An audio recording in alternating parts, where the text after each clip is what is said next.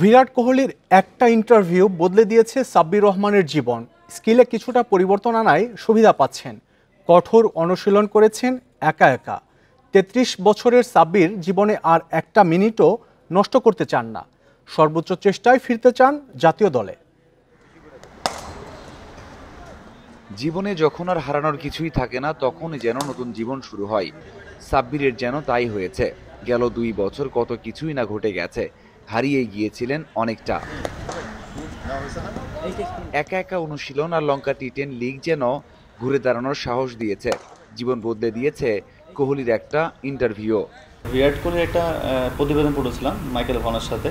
ও বলছে তুমি এত অফসাইডে তুমি তো রিস্ক প্লেয়ার, তুমি লেগ সাইডে ভালো খেলো, তুমি অফসাইডে কীভাবে ভালো খেলো। তো ও বলছে যে কিছু গ্রিপ টেকনিক আছে, কিছু ব্যাটিং সাইড টেকনিক আছে, ওটা চেঞ্জ করলে হয়তো বা করা যায়। আমি ওটা চেষ্টা করেছি চেঞ্জ করার জন্য। ক্যারিয়ারের বেশিরভাগ সময় আলোচিত হয়েছেন রাগান্বিত হয়ে নানা ঘটনা ঘটিয়ে। সেই সাব্বির এখন দর্শকের ভুয়া ভুয়া ধ্বনি থেকেও অনুপ্রেরণা পান। এবং দর্শকরা অনেক বলেছে যে ভুয়া ভুয়া বলছে। আমি খুব খুশি হয়েছি যারা ভুয়া বলছে, বাট এত সেম আমার কাছে খুব শক্তি মনে হয়েছে যে না, এটা আমার এখন টাইম, যে তারা ভুয়া বলছে তার মানে আমি এখন একটু ফাস্ট খেলতে হবে বা আমার খেলাটা এখন চেঞ্জ করতে হবে। বিপিএলে ফর্মেই রয়েছেন। এক ম্যাচে ৯টা ছক্কা হাঁকিয়ে ফিরেছেন জাতীয় দলের আলোচনায়। জীবনে আর একটা মিনিটও নষ্ট করতে চান না। জাতীয় দলে ফিরতে করতে চান সর্বোচ্চ চেষ্টা। আমি একটা দিনের সময় নষ্ট করতে চাই না, এবং আমিও চাই না যে আমার ক্যারিয়ারটা যেন অল্পতে শেষ হয়ে যাক। আমিও চাই ন্যাশনাল টিমে খেলতে, এবং আমার কাছে মনে হয় যে আমার কাছে দেওয়ার অনেক কিছু আছে।